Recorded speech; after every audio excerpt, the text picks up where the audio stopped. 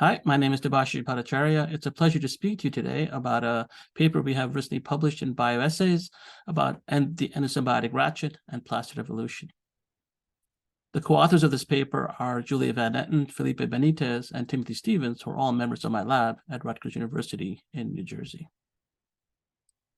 As many of you know, plastid endosymbiosis explains the origin of photosynthetic algae in plants that form the basis of the food web in many aquatic and terrestrial environments. The origin of the photosynthetic organelle, the plastid in these species, involved the capture and retention of a cyanobacterial cell by a eukaryote protist about 1.6 billion years ago, as shown here.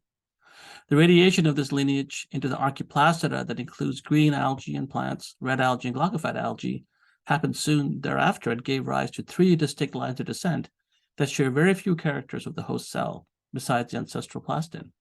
So what drove the rapid divergence and evolution of the archaeplastid host cell, and why?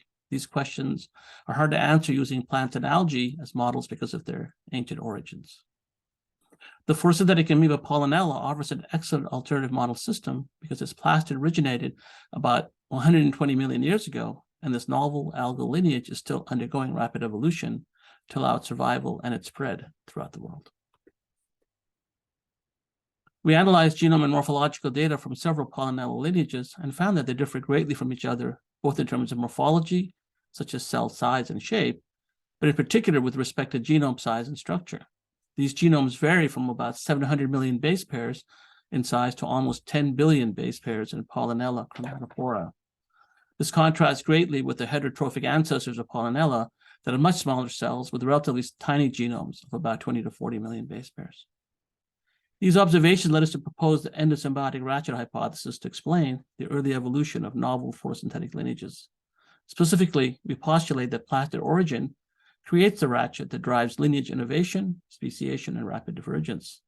This likely happens due to a sharp reduction in effective population size, NE, in ancestral algal lineages due in part to poor integration of the nascent organelle that results in a very slow growth rate. A low NE weakens the strength of selection and can lead to a high mutation rate and genome growth due to the expansion of repeats in gene families, all of which can lead to rapid adaptive evolution in surviving cells.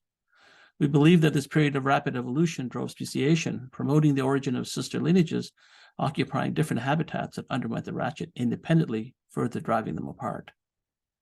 The endosymbiotic ratchet provides a general framework for interpreting post-endosymbiosis lineage evolution driven by disruptive selection and demographic and population shifts. We also explain the divergent evolution of the archaeplastida. The ratchet operated in the ancestor of the archaeplastid lineages, as it did in Pollinella, then it is no surprise that the red, green, and glaucophyte algae are so different from each other.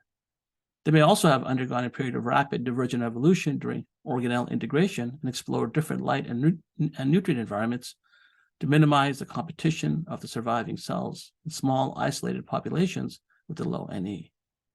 Once they adapted to their environments and had well-integrated plastids, then their evolutionary trajectory and potential habitats were greatly widened, leading to the amazing diversity of algae and plants we see today. Thank you.